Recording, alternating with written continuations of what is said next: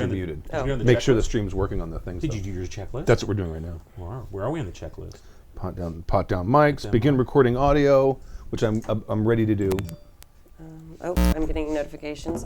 Twitch, we are live on Twitch according to my phone. Okay, all right, I'm gonna start. Excellent. You streaming? You recording? Now I'm recording. You're recording? You can talk. Yeah, no, I actually forget. Buzzy. Right. Do we tell the kids to get off the internet? It shouldn't matter. Okay. They're only using down.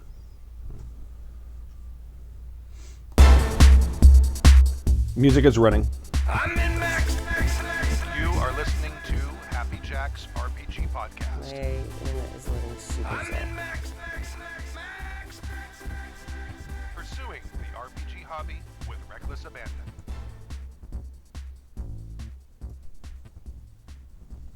Thank you for joining us for, what is this? Season 17, episode 17 of Happy Jack's RPG podcast. My name is Stu. My name is Kimi. And this is Bill. And this is our third live episode. And things are going to get smoother. They can't get rougher. Don't say that. At least it's not raining. That's true. At least there's not a lightning storm. Yeah. So in this episode of Happy Jack's RPG podcast, we got an email from Paul from Philly, who's writing in about wrench-throwing players and how it's not all fun and games. Audrey from Texas writes in about Numenera and GMing and stuff. Chuck writes in with even more Numenera love, because I mentioned a couple episodes ago, I've never heard of anyone playing Numenera. Mr. Mulder from Denmark, Sweden. That was what that'll make sense later. Writes in with It's like, really? writes in with some advice for his upcoming Savage Worlds game. Magic Octopus asks about getting emotional investment from his players, and our friend from Newfoundland is starting a vampire game and can't come up with any good ideas. Oh no. Before we get into the first email, if you would like to email the show, you can email us at happyjacksrpg@gmail.com. That's happyjacksrpg@gmail.com. Also, I was asked to make an announcement about TravelerCon-USA, which is a Traveler game convention, October 7th through 9th in Lancaster, Pennsylvania. So if you're in the Lancaster or greater Lancaster, Pennsylvania area. To go to Pennsylvania? Ooh. I don't think I've ever had a reason to go to Pennsylvania before. Pittsburgh, because Elspeth went to CMU, so I went back, there for a wedding, and I saw a Pirates game. Oh, did you? A nice ballpark. Is it? Yeah, it is. It's a sports thing. Okay. Sports ball. Okay, so anyway, if you'd like to go to the con, TravelerCon, that's with two L's now, because this is the role-playing game. TravelerCon-USA.com.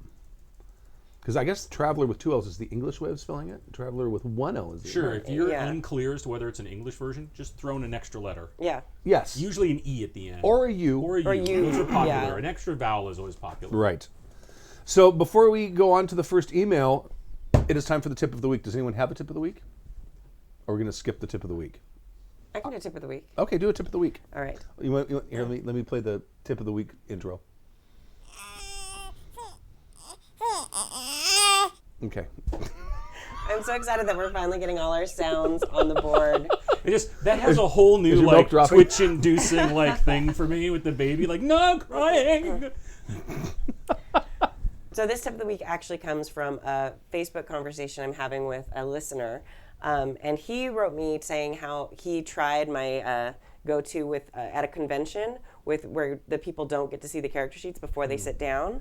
And I'm just going to give that as an option for people who are running convention games especially. Because you get the people who show up first and they go through all the character sheets and they pick the one they want.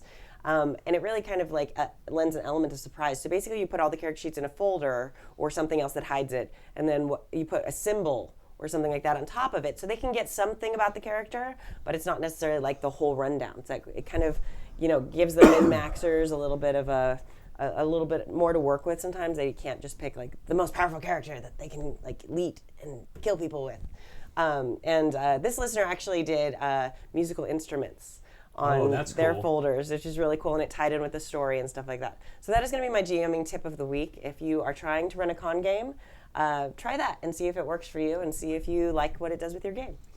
Excellent. So wait, before we dive into emails, Okay. Right. I brought this thing to share. Oh, yeah, So we yeah, talk yeah. about Kickstarter all the time and Right. how it's a total crapshoot, and we've obviously have some very strong opinions on the show about Kickstarter. Yeah. But I love Kickstarter, and I think I don't think I've had one fail, so I'm super lucky, right? Awesome.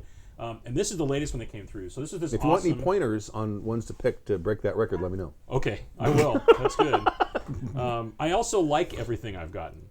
That's the other flip side of it. I can't say that either. Yeah, see, I know, it's brutal. So this is the A to Z book for players of every level, the ABCs of RPGs, right? Which is by Ivan Van Norman and Caleb Cleveland. And this was an awesome Kickstarter because I'm a new dad, and so of course I'm looking to pass on my geekdom to my boy. So this will be great. We're starting to. So this is like A is for adventure.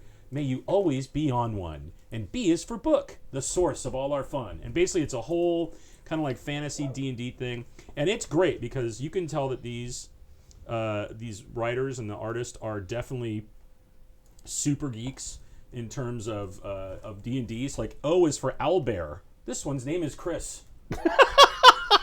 And Nice. And P is for planning. So how do you want to all do this?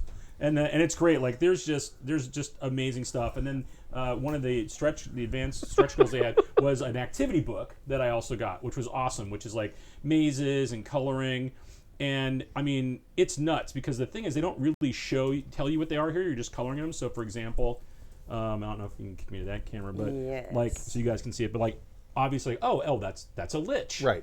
So you like have to know what they are. Here, hold it closer. Oh, like so you like get L, right, which is a lich. Here, Kimi can hold that. Look at that. So pretty. Pretty, right? And then they also have, but then you get into like stuff where I'm looking at it, I'm all, I don't think I've played enough old school D&D recently to know what the R is. I'm like, Let me see it. Oh, Rust Monster. Rust, is that a Rust monster? Yeah. Oh, right, so you need a spoon. That's so smart. Like S for slime. But then just like, and I'm guessing maybe T is like a thought stealer.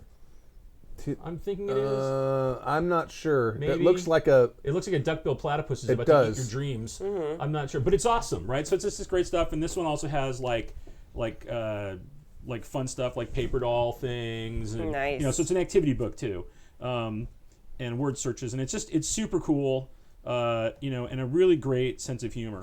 And apparently, which is another thing I didn't get, is that they have a sing-along with a book and a CD too, which is really cool. So I just wanted to give a shout out. This was a Kickstarter that was awesome. I dig it. If you want to check this out for yourself, go to huntersbooks.com, and you can check out their ABCs of RPGs children book and their sing-along stuff. So it's really cool. Plus, I got this bitchin' bookmark, which is a +5 versus losing your place. I thought that was cool. So. It's pretty neat. I love the idea of how to get people in early. Right. He's like 4 months in like a couple days, and so that's it. We're starting to do our RPG stuff already. That's awesome. And he'll probably want to, be a power gamer. And Aw. make me say, no, son, roleplay. No. No min-maxing. There is no stream on YouTube, Okay. so see if we can fix that. Yeah, it's disconnecting still. Yeah. Figure it out. If not, we'll post it to YouTube later. It'll be there eventually. Except that's the embedded thing that's on happyjacks.org/live. But there's links too, so they can still go see Twitch. All right. So for those of you who are, well, you can't hear me, I'll tell them in the chat room. So, yeah. And it gets smoother. It does. It does. Like a This is only our third try, and we fine actually, wine. Right. This is good. considering, I'm actually super impressed with the setup in here now. 'Cause this is the first time I've been in here with the cameras and everything. Ooh. This is a little swanky, right? it's kind of pro. Yeah. It's pretty weird. I feel like I'm in a police state Yeah, or that's something. awesome. The But not gray? well hidden. It's like an early police state concept. Like, hey, we want you to know you're being watched, right? Not secretly watched. Right. So the chat. I don't know if the people in the chat room are just in the chat room or if they're waiting for the video to start because there's about 10 of them. Oh, okay. Anyway, back to emails. When wrench throwing puts an eye out and other not fun things from Paul from Philly. Now I wrote that intro. Dear awesome hosts of my favorite podcast. Yay. First, I must quickly give a big thanks to DT My Pints. favorite podcast ever. Ever. It's an important word. Yeah. Oh, it is. It is. Of all time, since the beginning of time.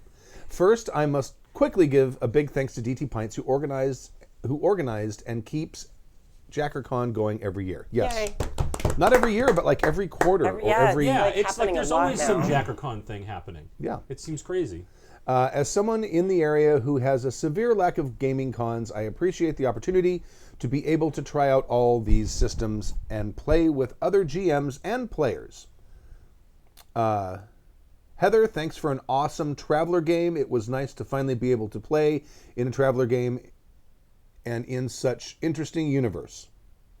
Dave77, amazing jobs with his game, and I now understand what Stu means when he speaks of you. Yeah, he's a fantastic GM. Yeah. And He's Kimi, okay. I feel like now he's gotten like he's like so pumped up. Right. 'cause He's everybody over- loves him. Like, yeah, he's overhyped. he's overrated. Yeah, it's like now I feel like I got to jump in the other side because like I played in that first game and I was like, oh my god, you guys got to check out like this game, Right. and this GM is unbelievable. And now like everybody like now like we all love him, and now I feel like I got to go the other side. Oh. Like I got to go anti-Dave. Anti-Dave, So yeah. like Yeah. he's okay if you know like somebody who just has to stand up all the time. Yeah. Who's like super involved and Yeah, has more whatever. energy than anyone, and yeah. Yeah, and it's like If you fairly- like people who wear hats a lot. Yeah, Yes. I mean, if you like, and it's kind of attractive, but whatever. I mean, if you like that kind of thing, sure, whatever.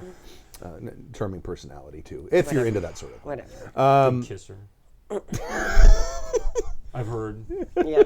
Dave, 77, an amazing job in his game, and I understand, blah, blah, blah. And Kimi, thanks for an awesome Wild Talents game. Now I have bought the game books and hope to get my players to play with me in a game because all the dice ever. Right? It's right. all the dice, but it's so much fun and it goes so quickly. I'm glad you liked it. Now, that being said, on to the second email you read to Season 17, Episode 11. A listener wrote in about a Star Wars game and some issues between him and another player's playstyle. One interesting aspect is that the player did say the GM usually loves his wacky ideas, but that time he said he should do something to focus more on the combat in the game, and then Jib said something interesting to me. He said something along the lines of screwing things up in combat is hilarious.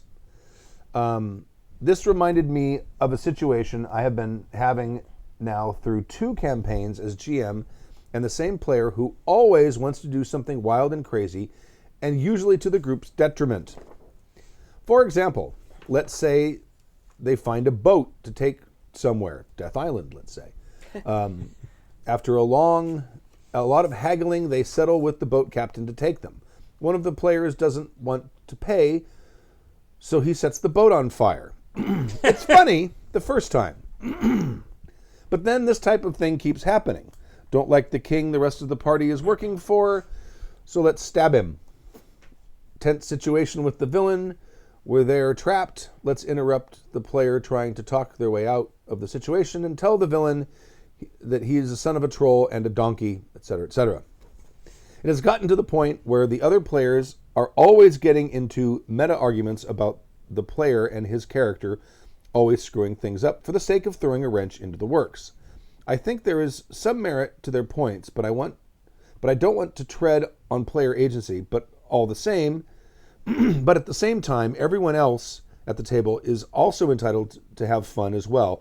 And if one player's fun is starting to always be at the expense of the other player's fun, where is the line drawn, and what does one do? I look forward to your advice, Paul from Philadelphia, aka PJS37 on the forums. Is that PJ Set?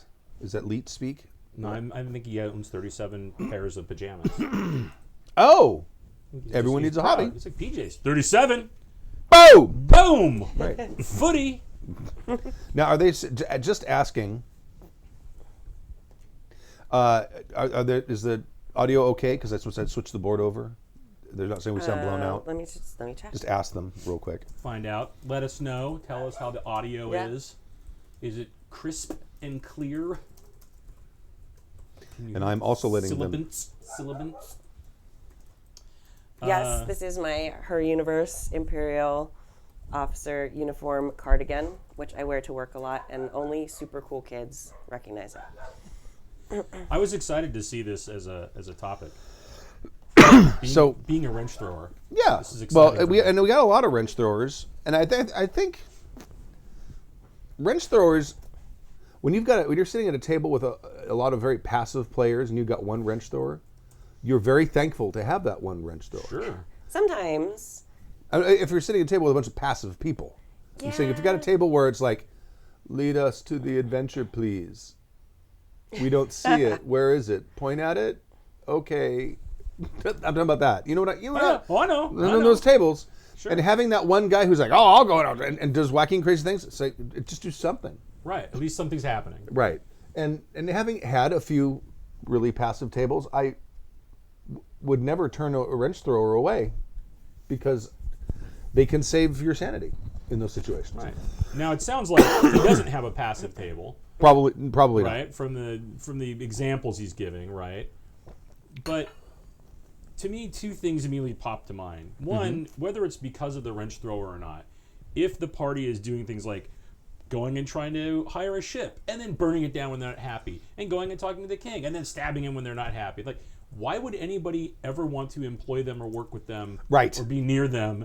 And you would start seeing posters of them being distributed around the kingdom, of probably, especially if they did something like assault a high-ranking member of the nobility, right. So suddenly there has to be serious consequence for the action, right? And there's two places for the wrench thrower where that's going to happen. If it's super bad disruptive stuff, right? Like I throw stabbing wrenches, the king. I tend to think my wrenches aren't horrible for the party, though sometimes.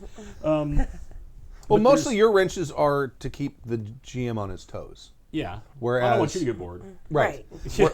Whereas what he's kind of describing here is this isn't going to leave the GM flat-footed. It's going to leave the party flat-footed. Right. Yes. So there's two things. There has to be accountability. In my mind, it comes from two places. One, it comes from the world. Yeah. So the GM is deciding, okay, that's beyond the pale. That's great. I let you burn the boat and whatever, but you're never going to be able to get a ship again in this port. No one will ever talk to you again. Right. Those things have to happen. Or the players are going to have to instill consequence. Right. And this is that thing where you have to make the division between, hey, Larry, we're your buddy. We like you. We love playing with you. But your character, Argbob, is a complete douche nozzle, and so we're going to take him out in the back and rough him up. Yeah. Right? Or you're not getting your cut of the treasure, or whatever it is, right? Because if the consequence is there, and it's against the character, then he has to decide, hey, that's my character, that's how I'm going to play him. You're not removing his player agency, and you're not removing the player agency of the rest of the group. Right. But I think as the GM, it's incumbent upon you to then tell your players, hey, if there's something your characters want to do about that, that's perfectly okay in the scope of the game. Sure. Right? Like, inter-party conflict is something that can happen, especially if you've got 4 people over here that are trying to achieve a goal and work together as a team, and one guy over here who's a destructive free radical. Right. Right? If the 4 of you want to take that dude out in the back and help him sleep the long sleep, I guess you'll be writing a new character up for the next game, and maybe they'll think differently about what they do, and that's not you removing. I don't think it's you removing the player agency from the free radical guy. It's like in the real world. If you are a weird, crazy social outcast person, you're either going to go find other people that have that same mentality, and they're like, oh, hell yeah, let's go do the crazy batshit thing. Right. Or it's going to be, no, you're really not fitting in with this group, right? It's just it becomes a social dynamic. So I don't know. I think and maybe the group doesn't feel that way. Maybe they don't feel they can do that to this guy. Well, it seems to me if you have a conversation out of character, saying, hey, we're not compatible with this character. It's Stevie, were you in that game when it was you and, it was me and Brian killed Stevie's character? Because he went crazy and he started trying to kill us because he thought we were demons. You were all possessed by demons, right? And so, that was we got on either side of him, and it was like, hey, left nut, hey, right nut. Who's the penis between us? And we both stabbed him, and it was over. Nice. And then... Very fast. But he was a dangerous a mage, and he was a Yep. dangerous mage too. Yes, he was. Not to my character, but Now yes, I don't know. he I don't think we had a conversation with Stevie beforehand. No, that was Brian and I deciding on the fly. This guy's gonna either get us killed or kill us. Right. So this is self-preservation. Right. And we were like in a very dangerous place, and it was like hard enough where we were for us, and then he started turning on us. And we're like, okay, well, we don't know about the rest of this area that we're in, but we think we can actually take this guy out, and that's at least eliminating a threat. Yeah. And look, to his credit, Stevie took it perfectly fine. Yeah. He was like, yeah, okay. I think Makes that's sense. the key. Like, is it a player being a douche nozzle problem or a character being a douche nozzle problem? Right. Because those are two like incredibly different problems that you kind of have to figure out. And you can have a great player who suddenly gets a character that makes them a douche nozzle, and that's another whole conversation. So, there's always the great player who has that mage who decides to walk down the hallway and get everybody killed or tied into a 8-hour combat. Yeah. No, I don't think it was that long. It was a long time. It was ago. 3-week combat. It was forever. 19 years Oh, we still ran that long. combat. No, it was really I leveled long. 12 times. I literally think it was 5 hours. Like, it was the entire Oh, it was. session. It was the whole session. Because It was 4E probably 5 hours. Right. We hate you, 4E. God.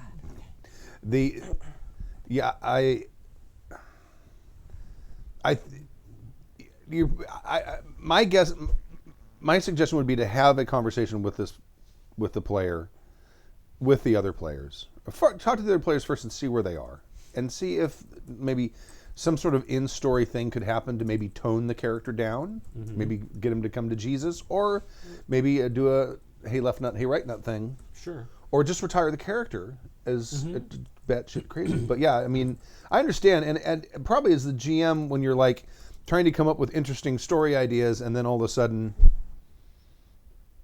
oh, he's going to do that instead. Okay, all right. Well, we won't worry about. Because you want a yes and. Yes, you do absolutely. You know, and I think the other thing too is that it's also.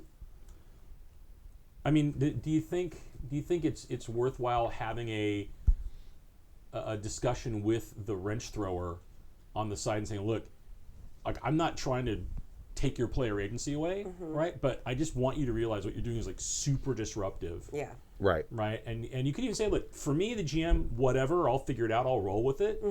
But you're really impacting everybody else's game, like, pretty negatively, right? Because maybe they don't realize it. Maybe they're just like, oh, this is what I do, and I'm having fun. Like, they're having a blast, and maybe I'm sure they're just probably oblivious the to the case, fact right. that everybody else is bent, especially if those other players That's aren't almost always the case. right, either talking to them outside of the game or with their characters exercising their Yeah. difficulties. I mean, it was like in the Ultimate game when we left, right, and then I came back, I was like, wow, I'm not going to have Tyler's character to temper me. Right, and I talked with Bruce before, and I said, look, if I bring Drang back and then the inter-party relationship doesn't change, he is going to beat you to like an inch of your life, and he may just kill you. I don't know.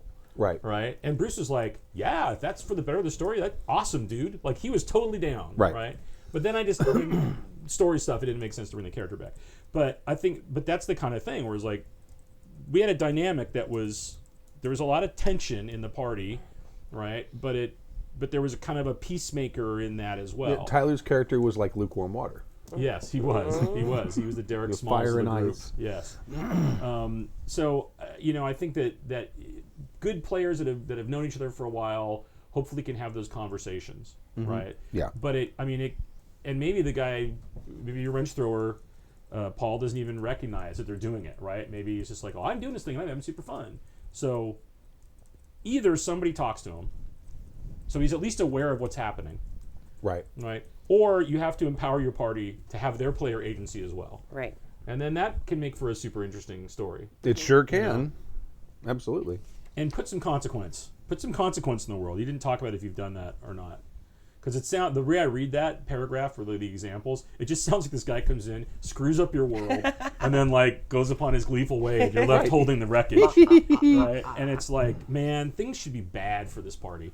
Oh, I mean, if they stab the king, guards are gonna swarm in, arrest the guy, Yeah.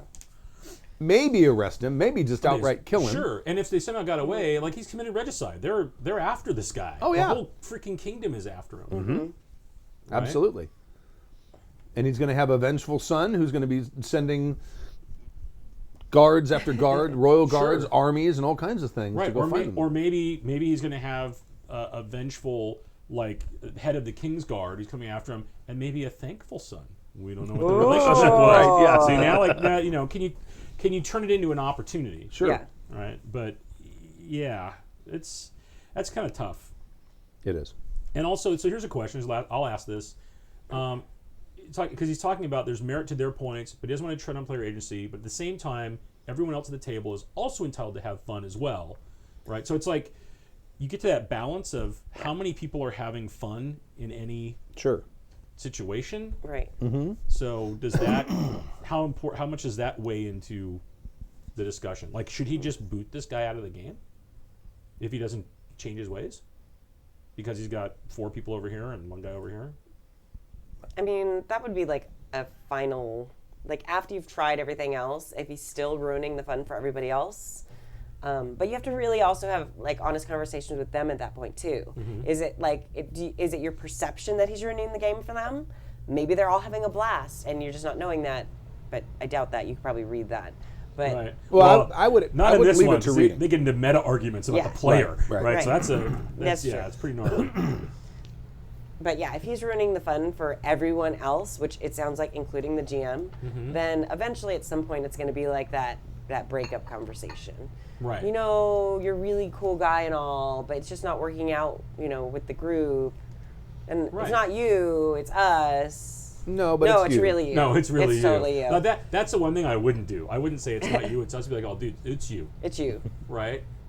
And it So- may not even be him in general. It may be No. him with that With that specific group. character. right, Yeah. or with that that specific group. character, right? Right. I mean, that's the like Kimi said. Well, you it have to sounds give like them it's all the other avenues. characters. Yeah, and that's a good Yeah. idea. That's a good point. You can have a player who doesn't get along with that particular group who, if you ran another game with a different mix of players, would be amazing. Yeah. And I mean, we're lucky because we have a really big group of people who play in our games. But there are people who shouldn't play in games together, and they kind of know that, so they don't really volunteer for the same games. Right. And they like each other at parties, and they hang out, and they drink, and they have a great time, and they're good friends. But just as players, there's like that, just like it doesn't quite work. Before we go on to the social media stuff, I'm prepping for the Traveler game, Yes. which is a tech level 10. Awesome. So- Thank you for inviting Elspeth of course, and I into that. absolutely. I appreciate that. Yeah, I figure we have a large group of people. Elspeth might be watching on Twitch with the baby. With the baby. Special Hi, screen baby. time, Dashel. The it's tech level 10, so it's right after Mankind develops the jump drive. Yep. It's not in the Traveler Imperium Right. I thing. got that. But basically, what happened is over the past like 3, I'm expanding it. Originally it was 2, but now it's like 400 years maybe. Right. Because of political tensions and overpopulation and stuff, several nations have been sending generation ships Right. to stars, and they've got better ways to extrapolate whether or not a planet might be habitable or not. So they're actually sending them out to maybe as far as like 10 or 12 parsecs away. Like Okay. really far Right. when you're talking about Sure. slower than light Yeah, travel. yeah. These ships will take hundreds and hundreds of years. But the whole thing is the ships are like basically completely self-contained, can refuel from trace elements in deep Right. space and stuff like that. Either it's solar sails or scoops or Whatever. And then they've got recyclable ecosystems built into them and all that. So they can go Right. on a long way. So there's Right. even in the timeline there's even a ship that got to where it was supposed to go, found out that all the readings were wrong, Turn and try to go someplace else. tried to go somewhere Right. else. And then of course there's also, like, as soon as the jump drives are finished, there's generation ships that are less than halfway to where they're supposed to go. Right. Right. So it's like, well, do we contact them and turn them around? Because they've been gone for a generation and a half now. Right. Or do we just let them get there? Or do we try to catch up to them? Because Right, they're can going you- really fast. I mean, that's the Sure. other thing is, you're accelerating halfway from one star system to the next one. By the time you get to that halfway point, Then you gotta turn you're around. going very, very, very, very quickly. Yeah. Right. So And you're doing like then they got to go and like turn around and right, and then decelerate, and if they then there's the math problem. Okay, if we decelerate, at what point do we make it back to our home planet, right, as opposed to where our destination is supposed to be? Or you guys could just go to the destination, have everything ready for us when we get there in another 2 generations. It's like a bizarre, right. It's interesting, weird thing going on. So, but what I was about to set out to make. To go on Google and find out, okay, here's our sun, here's Barnard's star, here's Proxima Centauri, and all of the nearby suns, and then roll them all and figure out what planets they have and all that stuff. Cool. Someone's already done it on Drive-Thru RPG, and Nice. I can't. It's called local.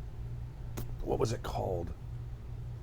Let me see if I can find it. Local star systems, local space neighbors. It's specifically made for. Local calls only.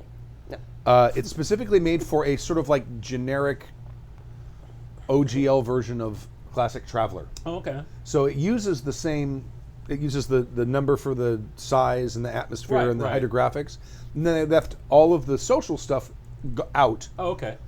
But they gave it came with this nice star chart that's not quite a traveler So did you sector. buy it? You got it? Oh yeah. Nice. Yeah. Nice. I printed it out. It prints out really nicely on 11 by 17 paper. Oh, yeah. Cool. So it's got that, and now I'm going through in GIMP, and I'm putting in where the jump routes are. Sure. So like the Russians own this route over here to where they colonize this Right. planet, and here's like some commercial routes, and here's a special and military. there's route. 4 superpowers, right? Yeah, it's 4 superpowers: EU, Russia, China, and the United States. But so right now I'm going through all those planets, and I rolled all of their populations. I only use like 1 die for the populations because none of them have been around Right, long enough to sure. actually have millions of people. Right. So I've got the population, and then their political system, and their law level, and their tech level. Nice. Almost all of them have tech levels that are lower than Earth, which is 10. Right. Except Proxima, which is so close Right. because it's 2 jumps away. It's 2 weeks away. Right. That they're Equivalent. The same. Yeah. 10 too. Right. So, but I'll once we get into when we get into the second email, I'll try to find the name of it. It's called Local Stars or something like that. Cool. But a fantastic product, and That's exciting. It's a pay what you want thing. Oh, that's really cool. Yeah. I really like that model. I know. Because you can really over-index for somebody if you really like what they. Yeah, what they've I done. did too. Yeah. It's like this is exactly what I need. Here's $5. Right. But where everyone else had been given like $1.83. Right. Well, that was the average. So. Right. But it's all on the Open Gaming license, and you can use. Not only can you use the material in there, you can actually reuse the material that's there. Like I can use the map. Oh, that's cool. Make Right. the map Make that your I have modifications and- where I'm putting my jump routes Right. in. Right. I can throw that out Right, there and not right, have to worry right. about copyright Right. or anything. So Yeah, I looked into.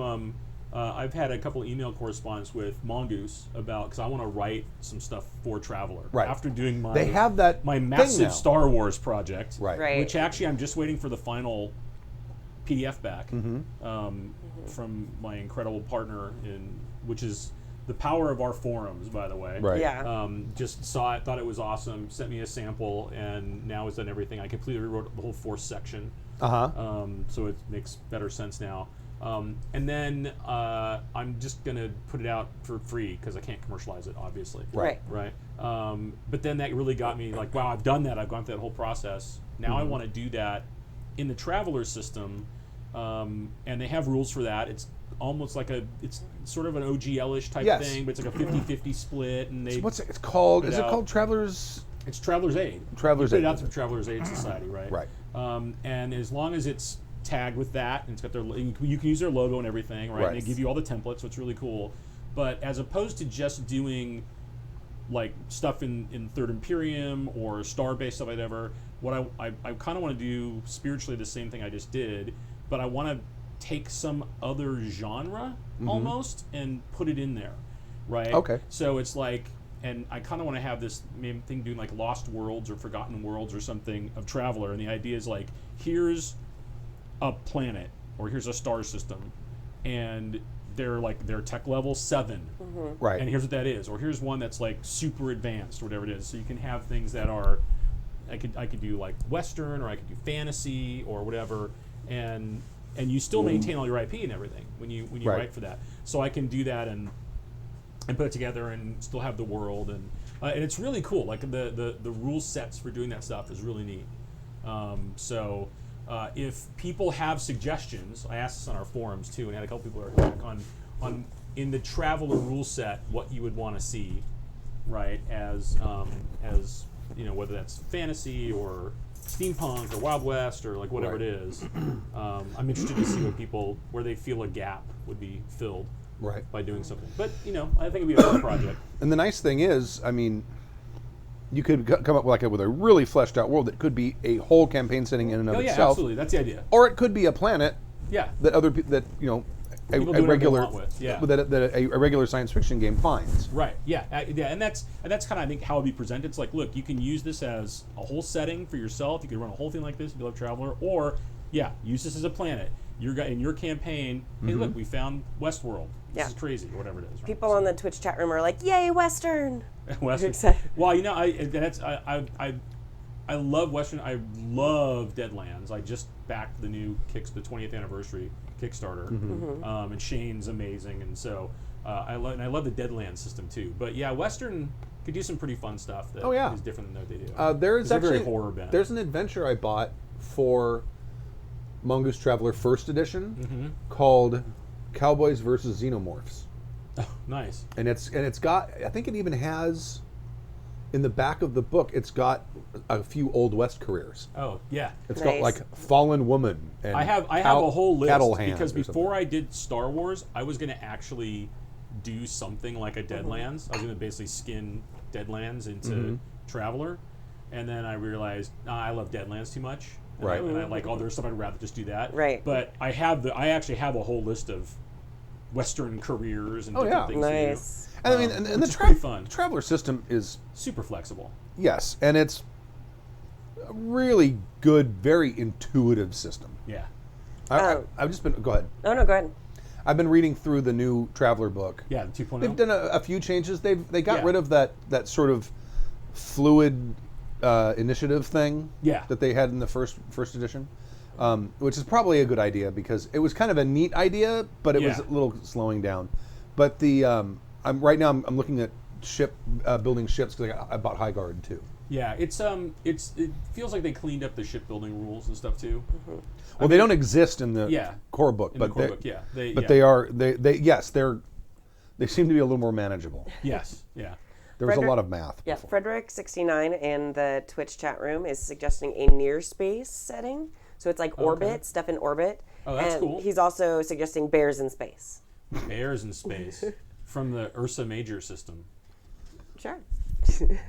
Bears Exactly. Are always He has good. not expounded on the bears in space idea, but as far as his near space, it's like Like bear things hunting in in orbit space? and stuff like that. That could be There's a Thai. bear, space bear. Oh God, no, Stork, no. I don't know go if after the it's space one bear. idea or two ideas, but they could be amazing together too. That's cool. That's Yeah. awesome. Thanks. I love it. So the social meteors, we have a Twitter account, Happy Checks RPG. Yep. We also have Instagram, Happy Checks RPG, and we're also on Facebook. You can find us there. At If you'd Happy like Jacks RPG. at Happy Checks RPG, Yeah, you didn't put it on there, but it is. is it? Now is Yeah. that the group or is that the page? That's the page. It's the page. That's Okay. the Facebook page. There's also a group. Yes. I don't know what that is. It's probably a long number. Yeah. If you'd like to watch us live, if you're listening to this through the podcasts or on the YouTubes, right now we're doing the shows on Saturday mornings at 10:30-ish, 10:45 a.m., but it'll be 10:30 pretty soon, a.m. Pacific time. HappyJacks.org/live will point you to the links to where you can watch all of those things.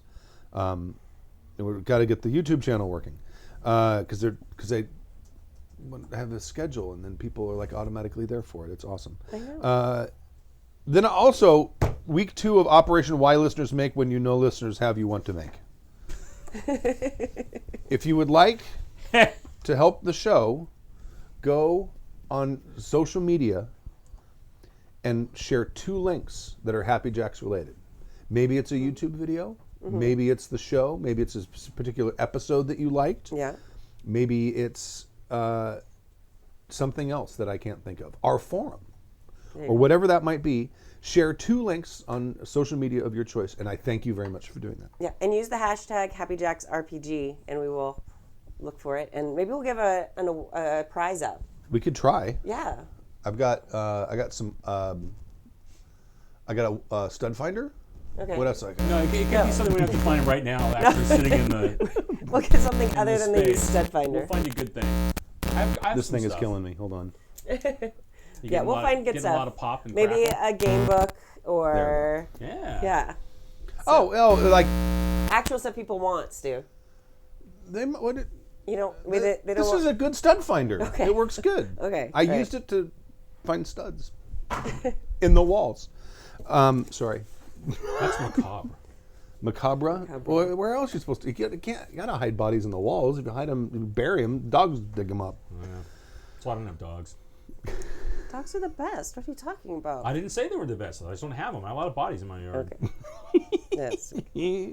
All right. Thank you very much for those of you who so far have engaged in Operation Why Listeners Make when you know listeners have you want to make. Yeah, that's great. And that just is so simple. I don't know why you just don't hashtag that. That should be Right? the hashtag, right? Yeah, no. No. That's okay. That's all 100 and whatever Happy Jacks characters. RPG. Right. Yeah, you hashtag that and it's like all, hey, and that's it. You're done. 140. Boom. I think they've actually gotten rid of that limit. No, they haven't. They've Oh, is it only for softened the URLs? limit for URLs Okay. and links and stuff, yeah. Okay. So Numenera and GMing and stuff from Audrey in Texas. Who would like to read this while I try to figure out what's going on over here? I'll read it. All right. Hey, y'all. Y'all. I'm writing in to give you my support for Numenera, or at least the system behind it. Yahoo! It's Jeff Yeehaw. from Texas. We love Texas people. I've been role-playing for over half my life now, having started in my freshman year of high school with 3.0 D&D. I've played every edition of D&D since, as well as plenty of Vampire, with smatterings of Warhammer 40k, Mongoose Traveler, and Edge of the Empire thrown in. I like that, very diverse. In addition to this, I'm a huge systems geek, so I find myself researching all sorts of games that I've never played, from Apocalypse Engine games to Battletech to all sorts of hippie games, while working on my own system tweaks and homebrew games. I love that even they call them hippie games. Yeah, sure. Well, I can't believe that they would allow hippie games in Texas. Right. I usually play the role of the reluctant GM when playing with friends. That sounds like like some bad indie play or something. I went and saw the reluctant GM at off Broadway. Hold on one second. I just want to test the soundboard. Why problem make when you know problem have you don't want to make? We're good. Sweet. I usually play the role of the reluctant GM when playing with friends, and I've never felt completely confident running these games, but Numenera and your podcast is changing that. Oh. I hate prep. I'm also not usually a very improvisational GM. I became interested in Numenera a couple of years ago, but it's been hard to find an interested group since then. Recently, my best gaming friend, my best gaming curious friend, and her not so gaming curious sister have been wanting me to run a game for them. That sounds like a forum article now. I convinced them to give Numenera a shot, and the first 2 sessions went very well. The players are getting into character, are not murder hoboing their way through the challenges I present them with, and have had no trouble processing the rules of the game. From my perspective, I'm enjoying GMing for the first time. The rules are medium crunch for character creation and light during gameplay, which is perfect for me. When a character wants to do anything, I set a difficulty between 0, auto success, and 10, impossible, and they roll a d20, targeting the difficulty times 3. The game is structured in a way that makes assigning that difficulty and any modifiers to the roll very simple, and only the player's roll, which helps me keep my focus on them and not on mechanics. NPC creation is the easiest of any game I've ever seen. Ciphers, consumable items acting as one-use powers that are encouraged to be used frequently, keep the table thinking creatively, and both the players and I get to hand out and spend XP during the game, which all comes together to form a very engaged table. The game focuses on exploration and a conflict resolution system that works elegantly for any conflict, not just hitting stuff with other stuff. What we're not too keen on is the setting, but I've already purchased the generic Cipher System rulebook, which is way less pretty, by the way, and we're all excited to keep playing in a setting that's more to everyone's tastes. I don't know if I'll ever find a system that has clicked for me like Cipher has, and I recommend y'all give it a shot. Keep up the amazing podcast. Audrey from Texas. P.S. Take a drink? Is that how that works? Yes, it is. Yeah. I think I finished one. No. There we go. Okay. P.P.S. Just kidding. Take a drink, fuckers. Okay. left. PPPS. Stork has mentioned his dislike for the system a few times over the last couple of years, but I don't think he's ever explained why it didn't work for him. I know he's being killed by work at the moment, but I'd like to hear his thoughts when he returns. Numenera kick-started, I think. Yes, it the was. last version, It right? was, yes. And Elspeth kick-started, and we have it. We've never played it, but two things. One struck me, and Audrey touched on it. Gorgeous book, like one of those things where you're like, yeah, you want the hard copy. It's just like a beautiful book. Two, I thought like the coolest character sheet I'd ever seen.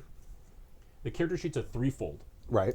So you lay it out, and then you write your stuff, and then you fold it, and you actually have it like this pamphlet that you open to go to different sections and flip That's and awesome. things. Oh, okay. So it's like really well designed on how it works. And the setting, I mean, yeah, the setting it seemed pretty cool. But I'd love to try Numenera. I've never played it. We've never played it. No. But you know, I'm game curious. I'd try it. Yeah. I mean, Well, and it sounds like Audrey's played a lot of stuff too. Yes. So, you know, it's not like, hey, I've played this one thing ever, and then I tried a second thing, and really liked it. It's like I've played a bunch of different stuff, and I thought this was really cool. So. right. I would be interesting to see the Cypher System rulebook by itself.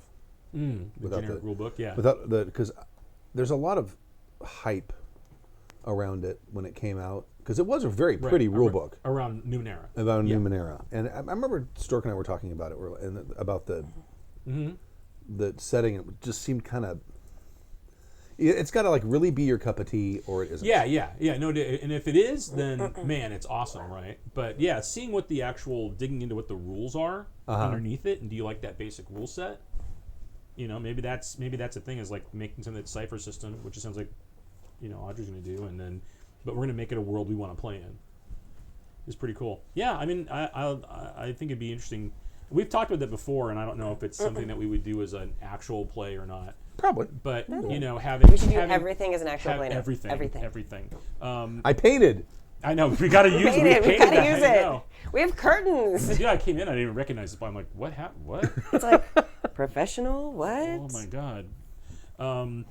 Midlife crisis, and it was, but if, because one shots, I don't know if that works or not, but maybe even if we did like a limited series, like, hey, we're gonna do like a 4-part adventure, Right. or something like that, where, you know, it's like we're gonna try the system out, we're gonna obviously kind of be learning it as we go through it, right? But we're not gonna make it this big long extended campaign thing, and I don't know if a one shot is enough to get across all the things. I don't know. It's hard to say. I originally pitched the idea of a one shot.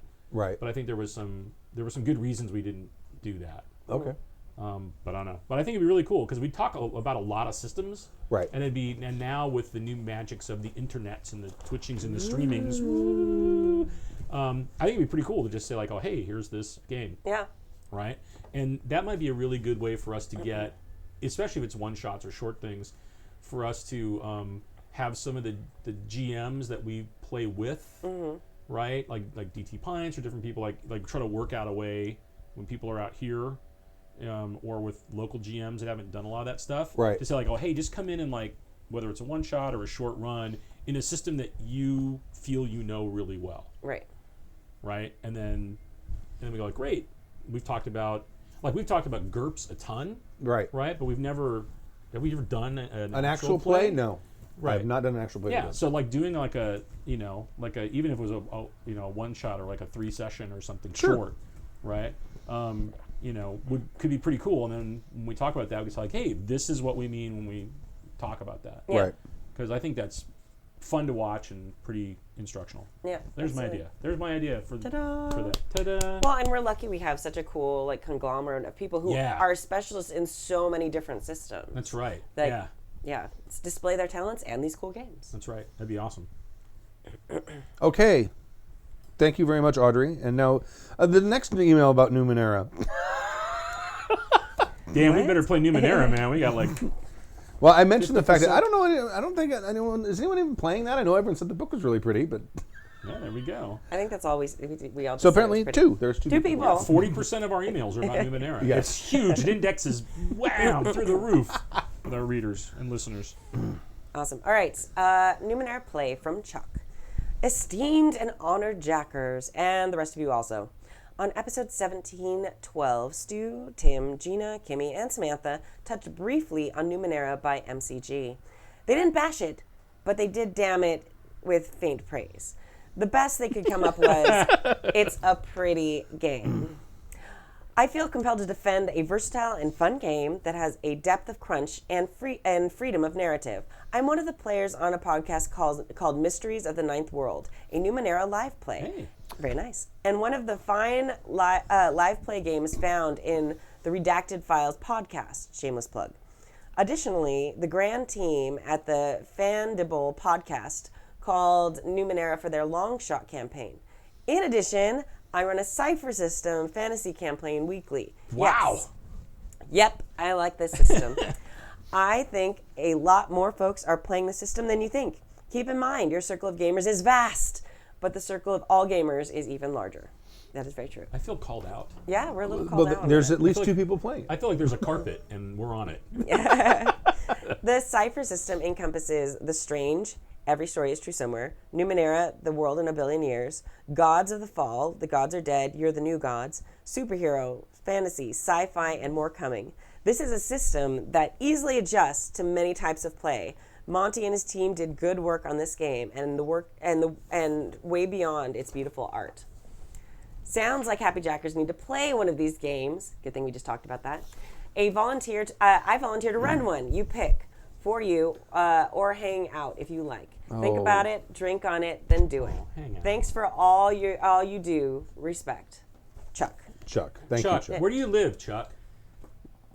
Yeah, it's going to be waiting a Oh, long this is time. only a one-way thing. Yeah, Yeah. this is it. Right. Sort of. We got So, Chuck, when you see this or hear this, tell us where you live, because if you're close enough, like we should just have you come run it. That'd be cool. Yeah, What the hell? sure. Yeah, but Google Hangouts, we knew ye well. That's right. Oh, it was so good for running. It was amazing. Yeah. You got to go to like Roll20 or whatever now. Or Skype or something. Skype or Oh. something. I don't know. Yeah, Roll20. Yeah, I guess that's the next best thing. I don't know. Yeah, I mean, well, it's got a lot of tools built into it for it, but Yeah. Google Hangouts was so good for Yeah, that. well, and they I know. had the apps you could do with the dice rolling and Yeah, everything. It was yeah. perfect. So, but this kind of talks about. I love the fact that Chuck went through and said like, here's all the different things that are in the system, right? So, yeah, checking out just the core system to start with might be. Is it a skills-based Interesting. system? What do we know? Remember? I don't remember. I looked at the book when It's pretty. it first came through. It's more than pretty, Sorry. Because there was a lot of hype about it, right? and when I hear a lot of hype, you Right. know what I just Right.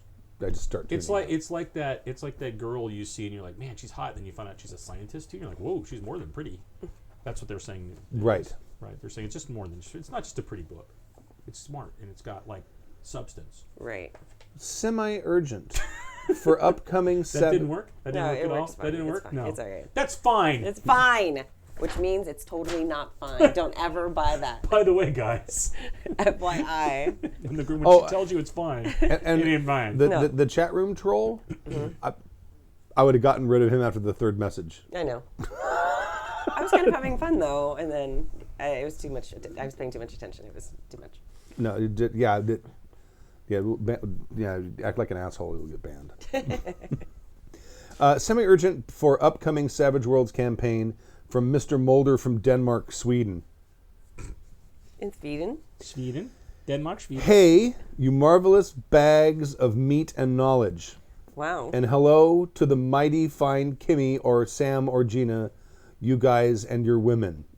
Oh, you're our women now. Evidently. Sweet. Wow. Finally. All right. I'm marking this down. She's more than our woman. She's smart. There's substance. That's right. I really. She's run the everything. world's woman. Yes. Wow. Hello.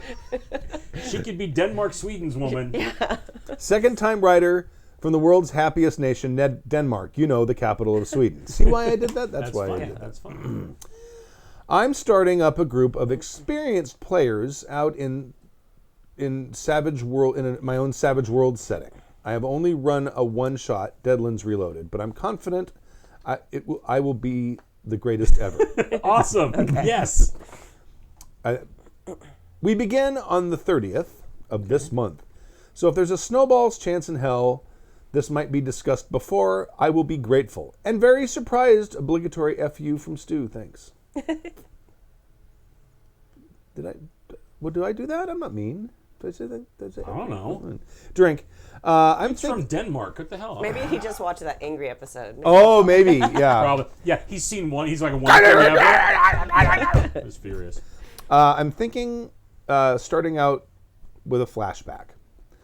I will tell the players beforehand, and the mission will, of course, be successful. An impossible mission for them to die. If they make mischief, I will remember and use it against them at a later time. This is the way I will have them meet and try out the system for the first time, also allow them to go a little wild. What's your thought on this? It will be kind of a railroad, but I think that's a good thing in the first few sessions. FYI, ice cubes for bennies. Got to use them before they melt away. Biggest issue, all the damn water. That's a really interesting idea. Ice cubes. You don't use it by the time it's melted. You don't get it. Or either that or candy. And it's like, yeah. come. Like, Oh, then they add it to you. No, I like the icing or something that disappears. But isn't it like always cold there? Oh. Dry ice might. No, see what you do. God! You give This is a everyone horrible idea. You give everyone old fashions and like one little ice cube, and then it's like they sip nice. on it, and then Yeah, I like the cookies or candy thing. yeah. Right. That's really good. Someone did that with gummy bears. Who was that? Oh yeah. It was Mary. Yeah. Yeah. When she probably. ran Hero for the first time, she had gummy bears That's awesome. because we could use them for like re-rolls or something. That's fun. No, they were the minis. They were the bad guys. The bad guys, Yeah. and then you eat them when you defeated them. Yes. That's awesome.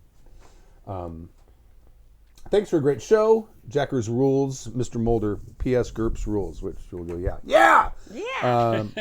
With a bad GM, GURPS sucks. Yeah, Yes, it yes. sure can. Anything can suck with a bad GM. Everything Absolutely. sucks. Now, so he wants to do. He's going to start the game with a flashback to a mission that the party has already been on once. And I understand what he's doing here. Right. He's going to try to create a connection by the things that happen in this flashback, but actually basically play the combat out Right. for this thing. Gives everyone a chance to play combat in the system. If you Right. make it low stakes, if maybe let the players know that this is a flashback to the first mission you guys ever did, Right. that where you first met together, so everyone knows they're going to survive, Right. right? Because they're all there.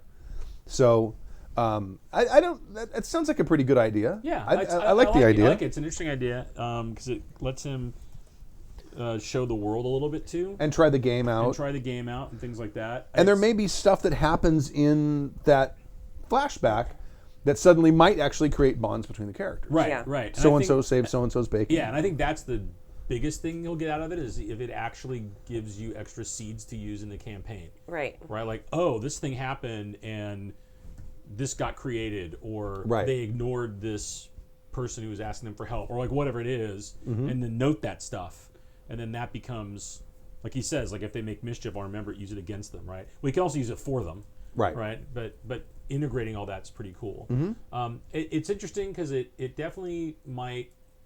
I don't know if this is a positive or negative. It might incent them to play differently than they normally would if they know, like, my character can't die, so who cares? Yeah. I'll jump off the cliff. Right. Right. Yeah. Which could be super cool and epic and heroic, but it might also, be like, well, would your character ever do that again? I Right. mean, that's a thing to note as well. If there was, and it might even be interesting because he's doing Savage Worlds, to leave aside one of the perks. Can't remember the term is for it, but like one of the aspect type things that you put in your, not aspects, but you put in your character. Like Edges? edges, like leave an edge or something blank, and then based on what they play, give them that edge. There you go. Yeah. So if some guy like dives off, you're like, oh great, you're fearless or Daredevil, what it is, right? Well, obviously I haven't played Savage Worlds in too long, but give them some kind of edge based on that. So then, how are they elected to play? Kind of knowing that, like, yeah, we're gonna get through this and be badasses and whatever it is, that actually informs their character right. later. Could be kind of interesting. I like that idea. I've talked a couple times previously about how I played in a Songs of Ice and Fire campaign. Right. And the very first session, like we'd made all our characters and everything, and the first session was like a one-shot. And basically the GM said, great, here's your characters, we're going to put those over here. Choose from these characters. I already picked one. And then they, in a very Game of Thrones-esque way of starting the campaign, these Iron Isles raiders come in, they destroy the town, all sorts of like horrible things occur, and we're all people in that town. And one of our characters survived, right? But we like knew exactly what was happening. We knew the setting. Right. We got to play the combat. We understood what the world was like. And then that character that managed to escape makes it to the household, like the fortress like household of where our family was. Oh, okay. Because we were all family members. And then so that was almost like the prequel. And then our first session, which was the next week with our characters, started with that person who's now an NPC Right. coming in and talking about how their town was savaged and blah, blah, blah, blah, whole thing. And we're like, oh, well, shit, we got to go figure that out. So it's like, it was also very cinematic in that part, like you're watching a TV series or a film and you see all the horrible stuff that happens, and then you go, Right. here's the people who have to figure out part of it. And as the viewer, I kind of have some knowledge, but not Right. everything, right? So that I thought was super effective, right? Didn't give us insights into our characters, but taught us all the other stuff. I like the idea of having being their characters. And it as well. established a villain for you too. Right, Really yeah. well established. Yeah, really, really well, right? And that's the thing too, is if you're making a flashback, if you want to be setting up your big bad, give that villain the same rule where he's in there or she's in there, and you know they're going to survive. Yeah. Right. And then it's like, oh, you think back to the first time you guys worked together as a team or whatever it is. Right. And it's like, yeah, you've been hunting this person down forever, so now you kind of have that built in, Right. whatever the challenge or problem is, or the bad guy. Yeah. Yeah, it's a really cool idea. Yeah, it's super great. It might actually be really good for like a con game. Actually, just thinking about that, like a short little like combat, like Right sort up of saying front? to get Yeah. them used to the system. Especially if you're running an unfamiliar system with everyone. Yeah. Right. Yeah. Yeah, absolutely. Because I've run into that with Wild Talents a lot. I mean, I get players who've played with me now a couple times, so they're used to the system. But especially at first, like people didn't know how it went at all. Right. So running a short little combat up front is something I do, and that's a great way to also kind of Right. build that backstory quickly. It's awesome. Right. Yeah, and you said it's kind of a railroad. I don't know if it has to be a railroad. I mean, the only railroady part is everybody lives. Right. So, And that may just be the GM, instead of rolling for the bad guys to do stuff, he just narrates it. right. And you just... Yeah. Because then you say, oh, sorry, I got 19 raises on my damage roll. I've killed your character. Right. Yeah. It's just like, yeah, he swings and misses, or like, Right. yeah, your guy's hit pretty hard and is knocked unconscious, or whatever. Like, you can. So the players can learn, Yes. are getting a taste of the system, but... Right. And make sure everyone is at least shaken once. Oh, So they know how much that sucks. No one likes being shaken. Getting emotional investment from players from the Magic Octopus. What was the name of the octopus that could predict World Cup games? I'm sorry, what? I don't remember. Paul? It was some like normal name. You should look it up. Because they even wrote a song for him. Something the Octopus. Something. Maybe his name was something. Something the octopus. You picked the World Cup winner. Something the octopus. You'd be really good for Paul. dinner. It was Paul the Octopus. Oh, wow. Paul the Octopus. Paul the Octopus. Remember that song? It was awesome. Did they eventually eat him or something? Probably. Well, he was in... Yeah, he picked one wrong. That was it. he was in a restaurant, if I recall, or was it a bar? It was in a restaurant or a bar, but he ended up dying. And I think he did get a few wrong, so I think someone poured beer in his. Oh, that's sad. I don't know what happened. That's horrible. I'm not sure. I know the octopus is delicious. It's a good way to go, though. Do you like octopus? I love octopus. Yeah. Yeah, sushi. I don't know if I like the flavor as much, but the texture's weird. We're Yeah, actually talking that's about this not morning. Oh yeah, it is Yeah. a little We chewy. have this amazing like toy that that Dash loves, which is Captain Calamari, and it's like a pirate octopus. That's awesome. And then that guy's talking about octopus, and there was like this really disturbing image right now on the internet, which is a turducken thing, but it's a turkey with an octopus jammed up in it. Yeah. nasty. It's a Cthulhu turkey. I'm like, that wouldn't be good. No. No. Nothing good about Nasty. No, no, because it would be even more rubbery. that. Yeah. But my favorite, like, there's a takosu. It's a salad, and it's a Japanese salad with very thinly sliced Octopus? Octopus. Around it. It's my favorite dish at my local sushi bar. Nice. Do you want me to it's read this me. one because I'll it's do really it. long and your voice is tough? That's totally fine. I'm Go for it. I'm trying to help out. You're helping. All right. Getting emotional investment from players from Magic Octopus. Hello, douchebaganinos and douchebaganinas. That's a good one. That's a new one. Those are good. It is. Yeah.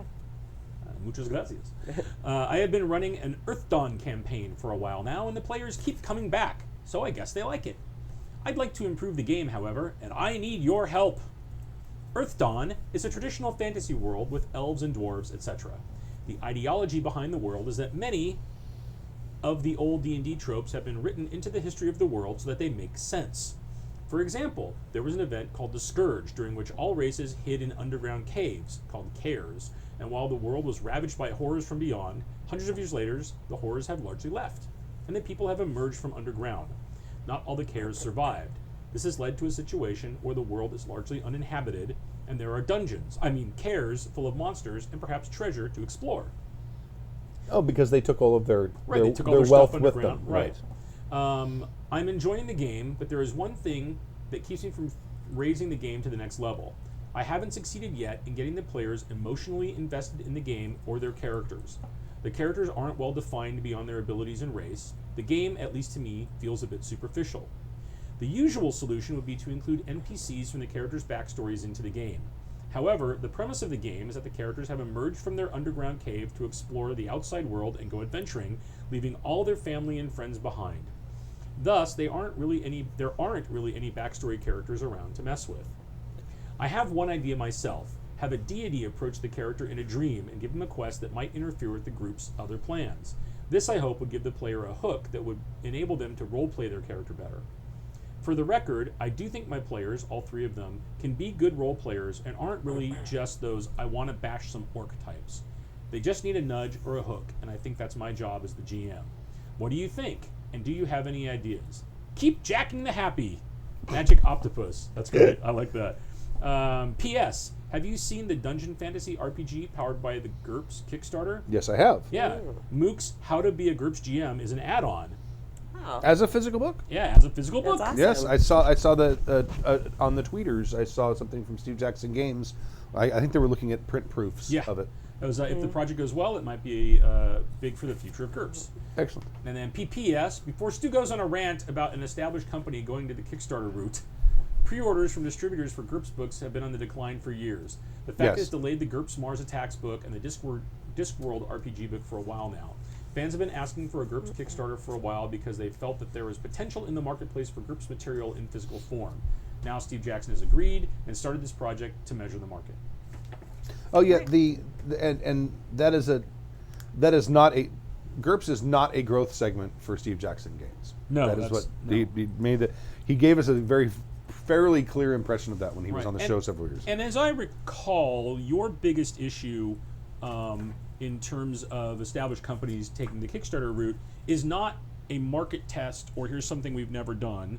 It's more, we've had a lot of success with this product, and as opposed to putting the revenues of that back into furthering the success of that product, we're just going to kickstart the same product again. I think the thing that actually set me off, and I don't remember specifically who it was, but it was a reprint of something. Right. It's like, you should be charging enough for the book so that you can set a little bit aside to print it Right. again. If it's successful, to be able to print it again. Yeah. Right. Right. Not have to go raise money to print it again. That- Now, if I it's- believe that's the thing Right. that If originally it, set. and I think if it was a special reprinting, right? Where, Yeah, I can see where that. you're like, oh hey, this is like some crazy thing in a steel case with figure whatever it is. Right. You're like, yeah, we're doing a reprinting, but this is like a limited edition special reprinting we're going to do.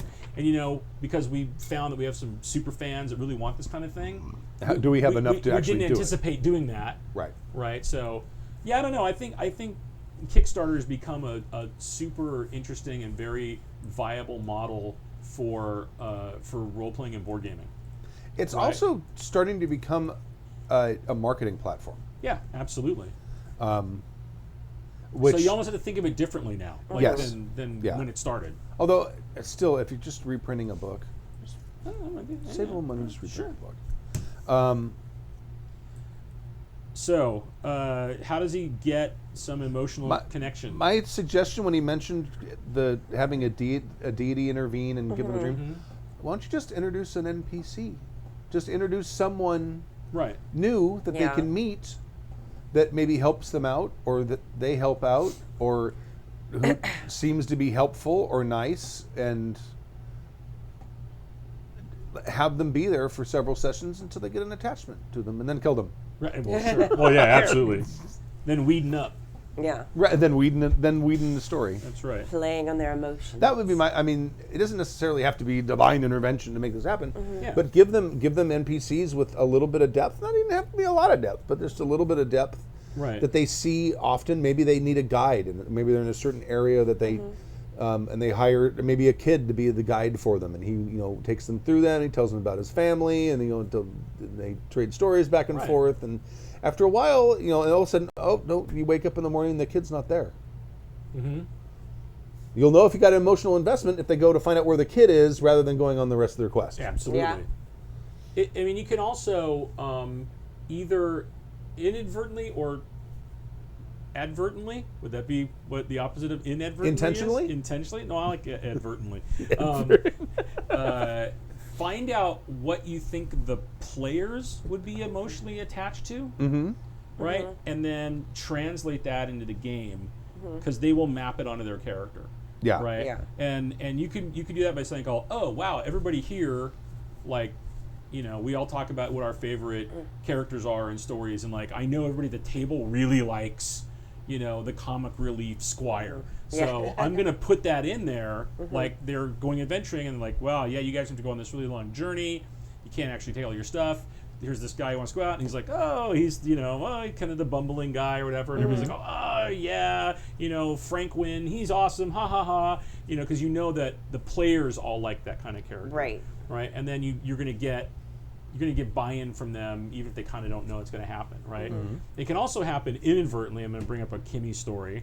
When we did a Grim game, and we got to the end of this big long Grim game, Yes. and it was Alice in Wonderland, and they brought Alice back with them, and she realizes that and they're at their school, Yeah. and they're like, she realizes, oh, I don't know when I am. Forget where I am. When I am, there's cars going by, and it's crazy because she's Right. from Victorian England, right? And so she's like, what is all these things, this noise and everything? And this is another, and this is not always easy, and I don't even do it very well all the time, but I try to tap emotionally into myself. So I'm presenting this girl who's lost, she's scared. I'm like actually attempting myself to work some tears up at the table. You did a great job. And I was like, really, and I said, like, I'm never going to see my parents again. And Kimi had to get up and leave the table because there was something that happened Yeah. around her personal life that I completely forgot it It's occurred. yeah. And I felt horrible afterwards. It was totally fine. It was that inadvertent thing. Yeah. But it was like, whoa, that just hit a big thing, right? Right. And it's interesting because there's things that I've used or introduced or done as a player in games that have never had a lot of meaning to me. And it sounds weird. Now that I'm a parent, I Right. actually think about those differently. Oh yeah. And I'm like, oh wow, imperiling a small child would be like crazy scary. Ice cream, yes or no? Would be like crazy frightening, right? Ice cream. Speaking of Big endangering Daddy children. whiskey. Thanks. Yeah. I want one. Huh? I want one vanilla. Ice cream. Oh yeah, now you ask. Thanks.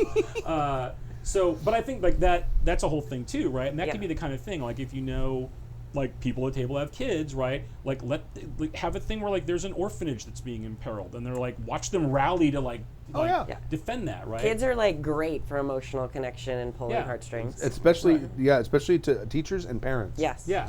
So I mean, that's kind of using what you know is going to connect to the players as people into that. Yeah. The other thing is is just try to find out if there's if the players and their characters have ever given you any kind of indication whatsoever as what they might want to have happen or do. Yeah. Then use that as a big carrot. Well, also, something we do in games a lot is we make connections between different characters, like before the game starts, like as part of character creation. And I know there's a lot of systems that have that built in, like Apocalypse World and a couple things like that. Like have them do some sort of thing like that, and then start pulling those. Like maybe two of them like helped save someone together in the past. Have that person pop up again from their backstory. And then suddenly you've got two people in the party who have probably a very large investment on helping this person again. So, more than like a random deity or, an omnipotent being, that emotional connection of someone from their backstories. Their mom shows up. Their kid, shows up and it's their character's nephew or something like that. Right. Something like that really can pull them in as characters more. In a way that maybe even a new PC or even somebody that like a personal attachment from their player, not from their character side, can do too. And it's interesting because Mook ran a game at the last con I was at, and all the characters are pre-gen, but he started with having us establish a connection with the player to our left, I think it was. Right. And he would just ask a question. He's like, so, what's the thing that your two characters did that got you in jail? Yeah. And it was just like, and you're like, so good. Yeah. Like, it's so super open-ended question, right? It wasn't like my character's a criminal or anything. Yeah. I'm like, what? Oh, God, my guy's been in jail? Okay. Oh, we were, we make it whoever does. Like, great. And he just had a question he asked that forced a response that did that. And like a lot of times the people would kind of collaborate really quickly at the table. But then there was an immediate connection going into a one-shot where it's like, oh, right, yeah, we know each other because, remember that time where I took the hit and I went to prison because we were smuggling those muskrats across the border? Like, whatever it was, right? Yeah. And so I think that's, it's a really interesting, like, if this game system doesn't actually have it built in, like Traveler or even D&D 5 now, right? Oh, what ice cream! Uh-oh. Okay, here's yours. No, that's the one you've been licking. Thank you.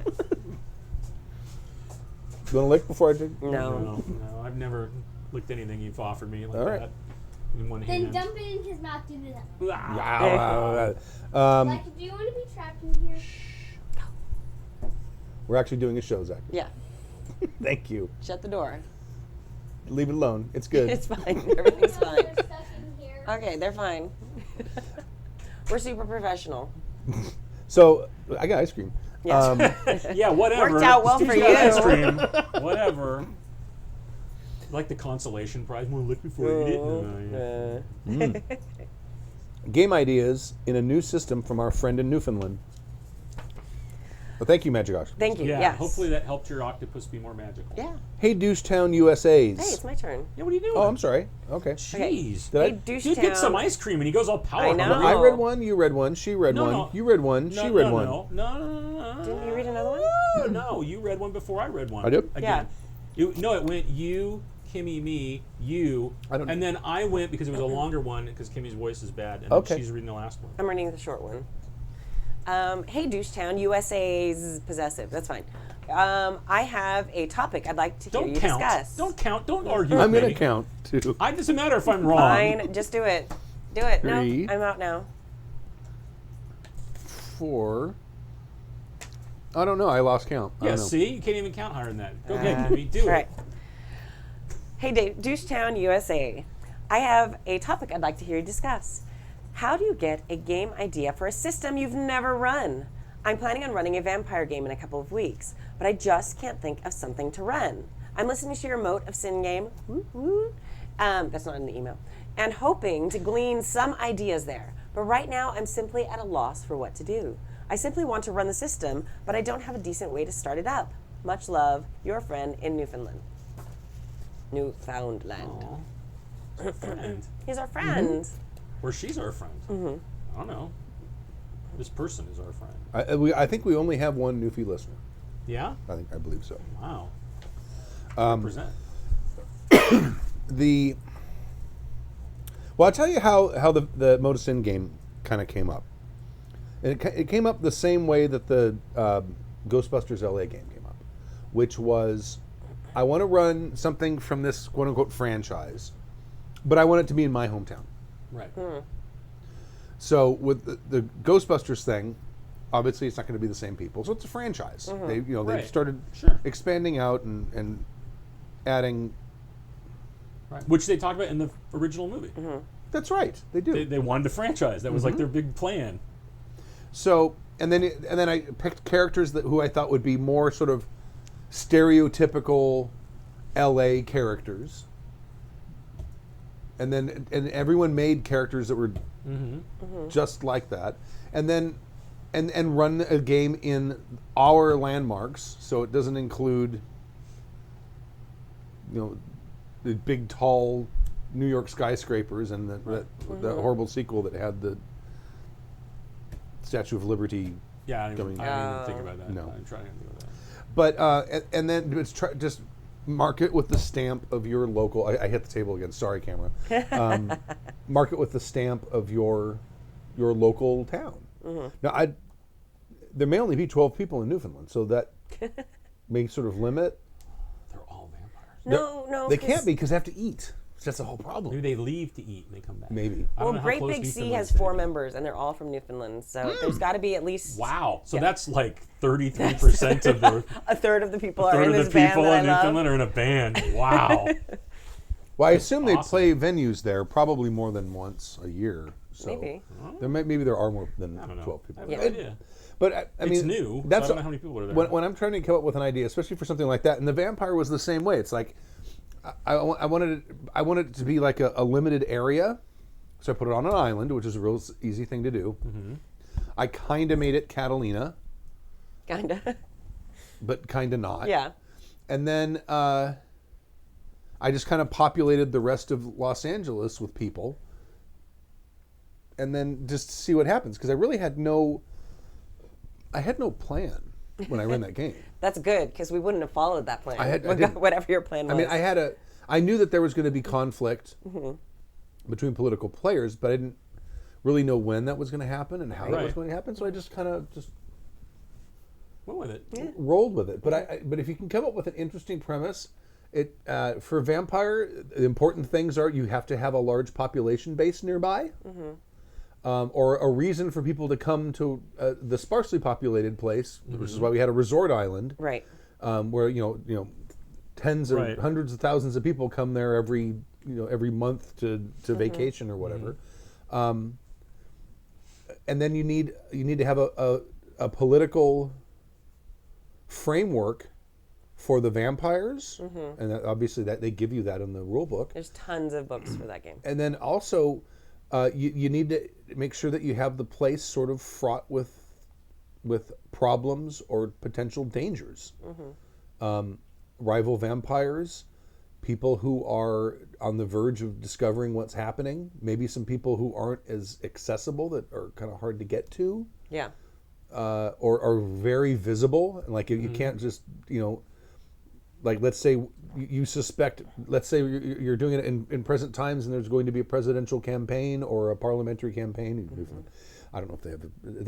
Is Newfoundland? Is it? I think everything's decided with rock, paper, scissors there. That's the Rochambeau system, Yeah, right? it's the Rochambeau system of government. So, We're but- seriously considering that at this point. yes. 'Cause But let's say that one of the two political candidates knows that vampires exist, or maybe one of the two political candidates you happen to know or notice is ghouled by a rival group of vampires. Ooh, that's So fascinating. bring in what's going on in your modern news and stuff like that, just to give yourself a jump start. Once it gets going, and if you've got proactive players, game prep gets small. I mean, the last game session, that was my game prep. That newspaper right there. the Gazette. Yeah, Stu's that talking one about single sheet. That I don't know if they'll see that. Stu's talking about his single sheet. Exciting. It's beautiful. That's gorgeous. Terror by gaslight. Dun dun dun. Oh, I gaslight. But I mean, rather than try to come up with some sort of inspirational thing, because a lot of times those inspirational things, at least in my experience, they tend to be kind of overblown and a little anticlimactic. Like, here's the big thing that I came up with. Really? That's it? So Great job. right, and I've heard that more than once. But I think if you can come up with an interesting and perilous situation, you don't need to have necessarily a theme. I'm a big fan of putting stuff where you're familiar. You know, putting it in your hometown. If your hometown has a population large enough to support, that. enough vampires to make an interesting game. Yeah. Right, or someplace that's close enough by where you have an idea of what happens there, right? 'Cause Like- then you can draw on stuff instantly. It could be if set comes in up. Newfoundland town. Yeah, or Old Finland. Old Finland, right? I really like when I'm trying out, because the first time I ran Wild Talents, I'd never played it before. In fact, I've still never played Wild Talents. You've only run it. I've only run it a million times. I always like to try and think of like a weird hook first. So like superpowers, like is the system for Wild Talents. So the first time I was running it, I was like, okay, what would be super different with superpowers? Can I make this like other than just a superhero game? What would make it dangerous or different? And I was like, oh, Salem witch trials. That's a great explanation for them thinking it was witches and blaming Satan for people popping up with superpowers. So finding a cool twist like that is what I like to do. So thinking about that with vampires, maybe vampires are good guys, like play on what we know about vampires. It's hard if you want to stay true to the Vampire the Masquerade or any of the vampire systems. You have to kind of incorporate some of the cool culture and systems that they've already come up with the clans and things, which is really vast, and like just reading through those books, you can come up with some really amazing ideas. But that's what I always like to do. I always like to turn the setting a little bit on its head and tweak it that way. I've only almost played in Vampire once. It was so close. I was like on So the cusp. close. With that mediocre Dave 77 was going to run it too. Oh. So no I was like, wonder. I was going to do it anyway. Because I like a guy who's more concerned about his own acting ability than whether I'm having fun. But it's I kid. The hate mail is starting. Like, whoa, Bill is secretly angry GM. Yeah. But I think the thing that was I read a bunch of the lore and it was like super interesting, right? And it was neat because Dave was going to take like, here's a slice of how I want to tell a story in this. Dave says he's not mediocre; he's merely less. That's true. Well, you're aces to me, buddy. And so it's the kind of thing where like he was like, this is my area. I'm taking a slice of. Some of this stuff makes sense, maybe some of it doesn't. Like, because you can narrow your field. The other thing which I've been thinking of trying to run something in this way where it's like you're taking like something like Vampire, but then getting inspiration from something else and overlaying how vampires would work. Like, how would vampires work in like a NCIS CSI setting? Yeah. Like, what if they're the paranormal investigators and there's been this like a lot of vampire slayings and it's like you're the ones that have to go to these crime scenes and figure out what's happened and like take some genre that you like and then place Buddy cop that on vampire top movie. or just place vampires on top of it or in it or whatever it is, right? Yeah. Like, family sitcom, but with vampires, or I don't know, but there, or stories you like. What We Do in Shadows. Have you seen that? Yeah. Oh, brilliant, freaking hilarious. But yeah, I think the thing that's also interesting is if you're all these questions are answered if you play in the vampire setting. But if you're going to kind of use vampire as your rule set and come up with your own slant on it, is you're going to have to ask yourself and maybe your players like a bunch of questions like are vampires known or unknown? Like, is there a masquerade or not a masquerade? Right. Right. And maybe that's different for where you are. Right. Maybe you're in some section where it's like, oh yeah, everybody kind of knows there's vampires, but there's an ecosystem that fits that because yes, we're able to feed. Yes, that whole thing is because really the reason that they're okay with that is we're kind of the cops against the lichens that are the actual real nasty threat. Right. That will come in and like we're at least have an ecology with this large population base, and they understand that we're going to need to feed and everything. Whereas the lichens are going to come in almost and symbiotic. Because really the big threat is the lichens that are going to come in, and werewolves are just going to eat everybody. Yeah. Right, or something like that. Right. So there's, it's kind of just what you think would be a fun story to have your players run around in, right? You can almost start by removing the vampire part of it if it makes it easier for you to think about what to do. Yeah. Right, like, oh, what would be really neat? Oh, well, maybe like having them be the heroes that defend a town. Well, what does that mean if they're vampires? And then try to layer that kind of thing in. Yeah.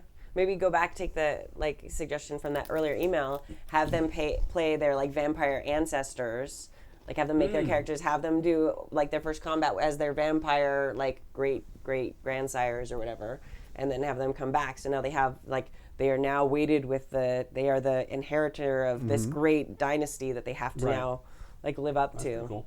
Yeah, something like that. Yeah, that would work, I think. Maybe. Well, hopefully That'd be hard to make those characters because they'd be crazy powerful, but It would be. Well, that's what it'd be just super handed fun. it. So yeah, but yeah, if you're just new to the system too, that's tough. Yeah. But yeah, have fun. More than anything, our friend Yeah. in Newfoundland, have a good time Have with it. fun. Because if you don't know the system, my guess is they don't know the system either. So whatever. Right. Learning together. Yeah. And thanks for Great Big C. Yes. We like them. Fantastic. Because film. you probably know them. Because there's like 12 of you. Because there's 12 of you. Exactly. All right. I think All right. I think that's it. That's That's that was all our of last it. That's all email. that's on the Yeah. papers. All right. Well, thank you for joining us. Yeah. Well, next Saturday again, 10:30 a.m. Pacific time. Hopefully on YouTube. We may have to switch back to the other channel. I wonder if that's why it's not working. I don't think that's it. I have theories. Because I looked. Because I'm looking, Oh, this and it one's on says purpose. we're streaming. Yeah. But neither channel Yeah, it's not. is receiving a stream. Right. It's We'll not figure it that. out. It'll be good. We'll work on it. Kimmy knows what it is, but she's not going to say it On while air. the camera's watching. You're going to Well, I get think it. I think we have to try YouTube Live instead of YouTube Events. But I want to have an event. I want to have a scheduled event. And if I do it through my default one, it will work. It didn't work last time either. No, it would have. I found out why I it don't would. think it did. No, it did. We'll see. It's going to be Anyway, it's so gonna be great. smooth. So smooth. Like butter. You'll see. butter. All right. You can totally do So, yeah. Oh, we have to. We're listeners of Happy Jack's RP. Thank you for joining us for season 17, 17. episode 17 of Happy Jack's RPG Podcast. My name is Stu. My name is Kimmy. And I'm Bill. And we'll leave you with a song. Yeah, Thank you. absolutely. And we pursue this hobby from Michigan to Australia and maybe